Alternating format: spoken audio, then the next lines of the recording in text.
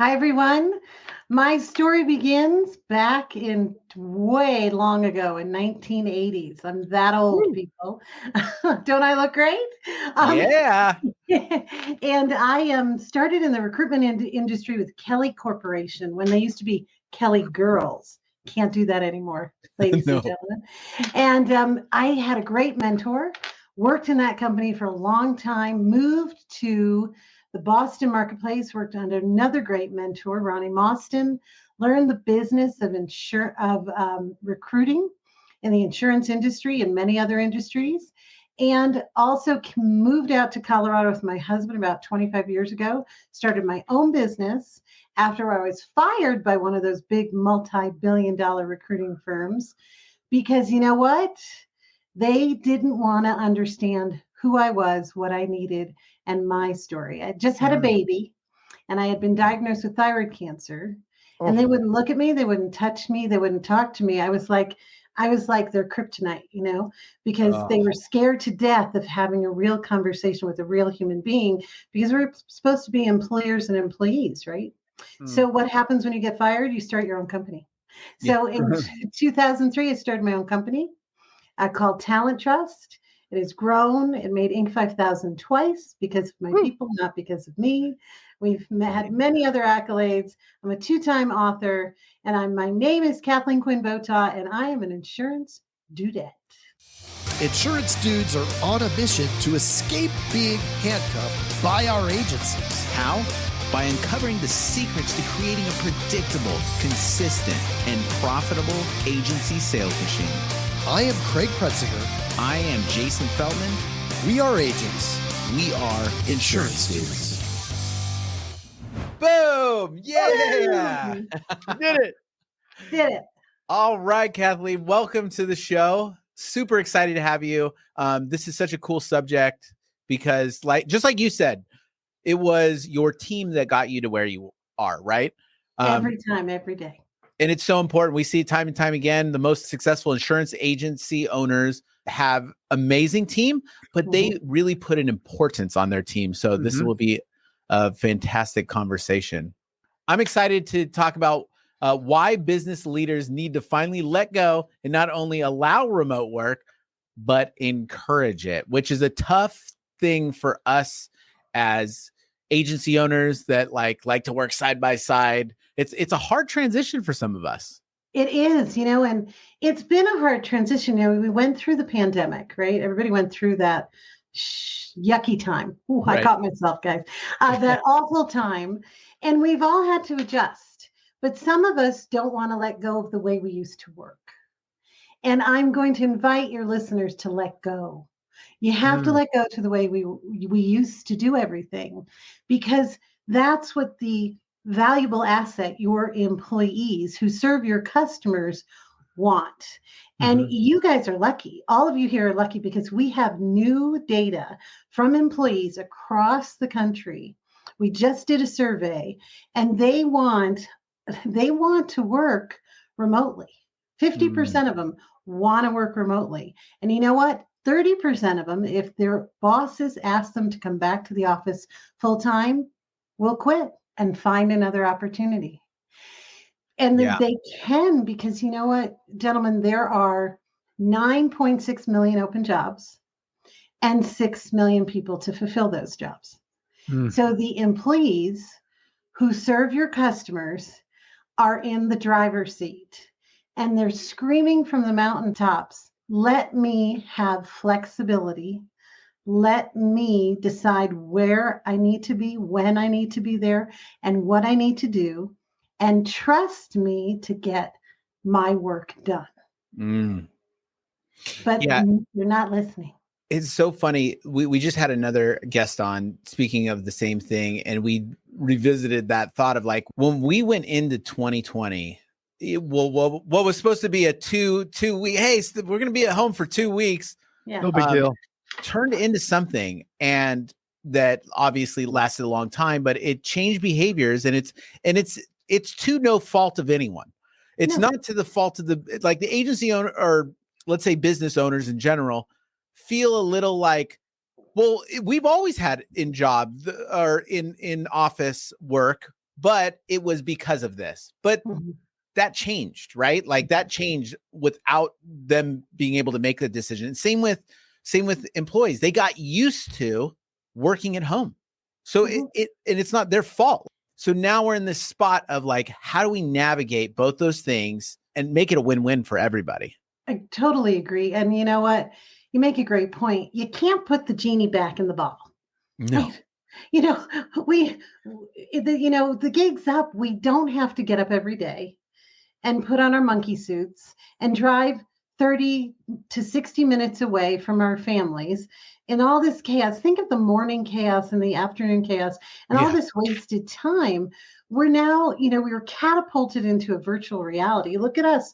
I'm in Colorado and somebody's in Arizona and you're in California. Like, we can create great content remotely and virtually to serve the greater good. So you can't go backwards. I think sometimes when people get used to the way they worked, it's easier, right? It's easier to do things the way we always have.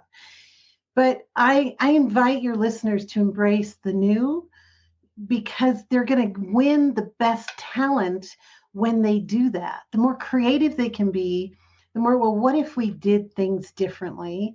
How could we embrace new technology? What would our customers think? They're going to get the best and brightest in the insurance, industry, and they're going to win and they're going to grow. Yeah. Why do you think that I guess maybe it's everybody is so resistant to change, right? Because that's what it is, right? We're having a resistance to change.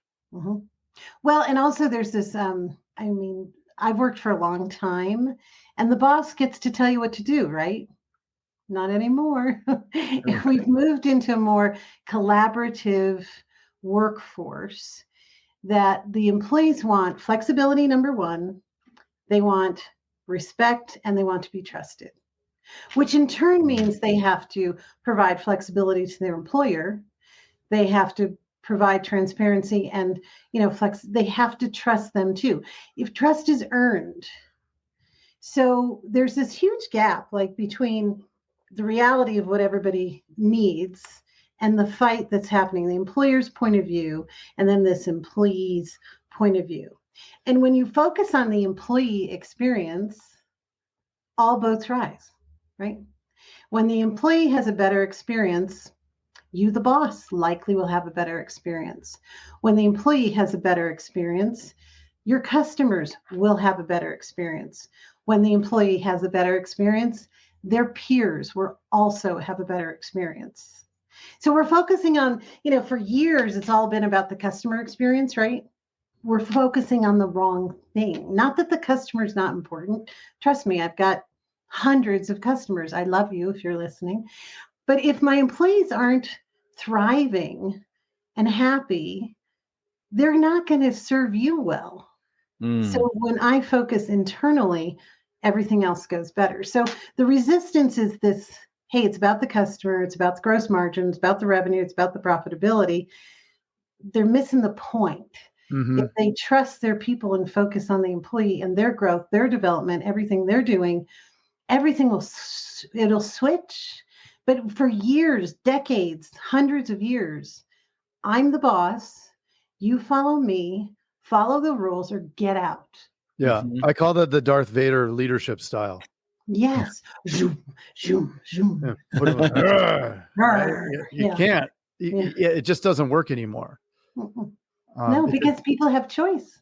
Yeah. Yeah. It's been such a theme in my life lately.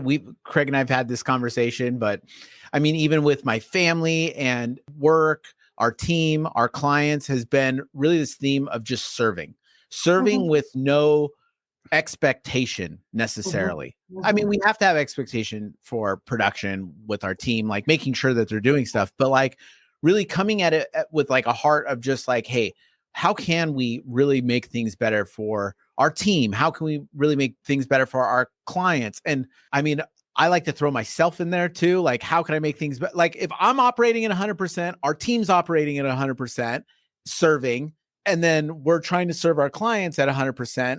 It's a recipe to, for success. How can you go wrong? You can't go wrong with that kind of equation. And And, you matter too. This isn't all just about the employees. We matter too. We're human beings. We have families. We have lives outside of, our workplace. We have interests, so it's the thing is, it's so simple.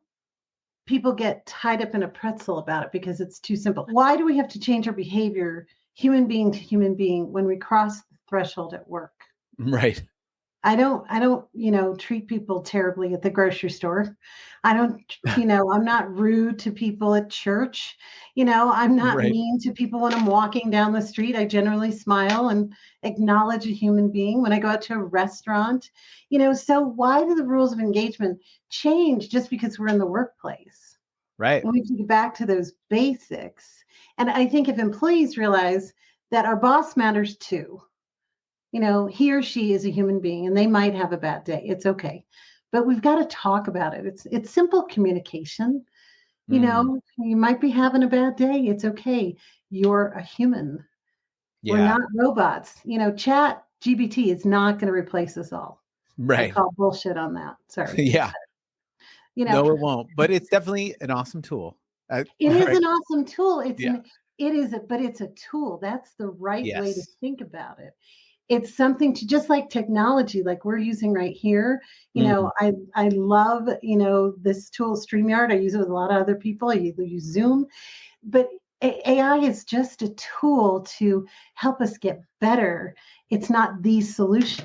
And I worry sometimes that people think it's the solution. There's no one solution, right, to anything. Right.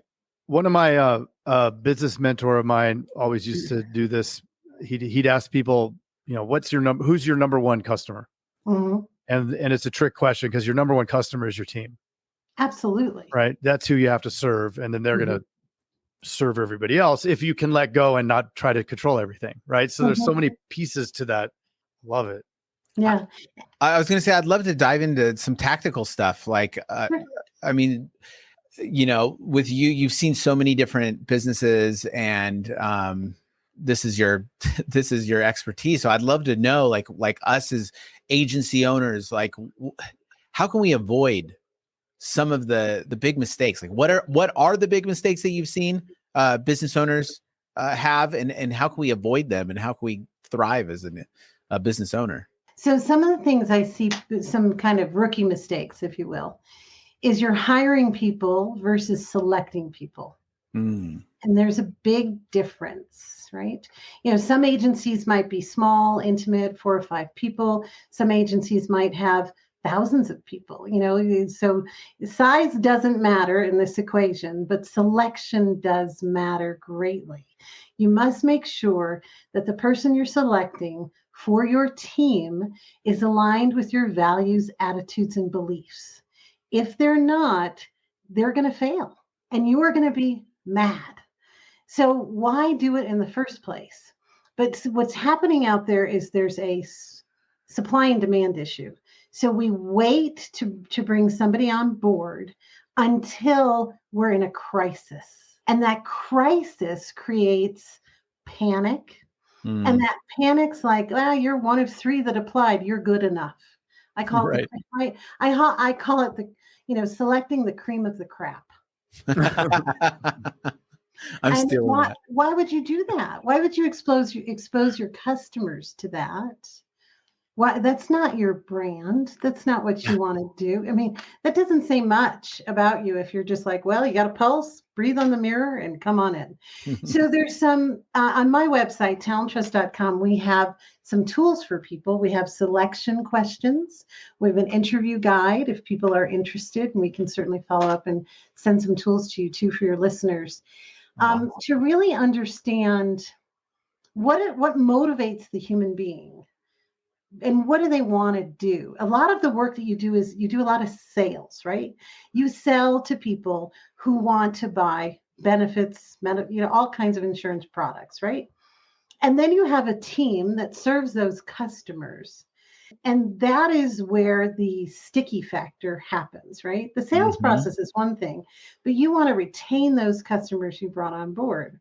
So the quality and caliber of the person interacting with your customers, who your interactions, what renewal once a year, and maybe some select questions, right? Am I getting it right? Sure. Yeah. That relationship has to be really quality. If I only get to touch you once a year, you have to really understand my business, understand, the humans that I am providing insurance for, my business model, my cost. You've got to be intellectual. Sometimes I see people selecting people in customer service that are more administrative than don't understand business issues. It's kind of the reverse. If I'm going to stay with you for years, don't you want your customers to stay for 15, 20 years? Sure. Lots of time. I want to have a relationship with you. I want to like you. I want you to be, I'm a business owner.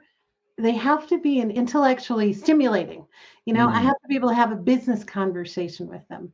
So make sure when you're selecting those people who are retaining your clients, that they can have those business conversations with your clients, not just move paper around.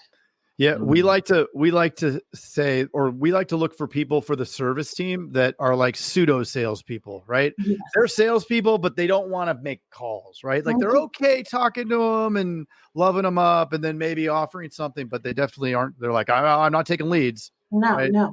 Yeah. And those people are perfect because they're able to, if there's a relationship, they're comfortable. And exactly, they're like sales engineers. Have you met a sales engineer? Mm-hmm. He or she's not the guy or gal who's like the bells and whistles or behind the curtain, but they know how the technology works. And they're credible. They're like, oh, no, you don't want to make that decision because that would cost you this. Here's what's going to happen here. They really have this credibility, intellect about the business impact of what I'm going to buy. So and solve problems, right? I'm sorry, I didn't mean to cut you off. No, they solve problems. Yeah. You're right. Yeah. They have to. If you get to touch me once a year, you better impress me with solving my problems. Right. Selections want a big one. I see people just hire.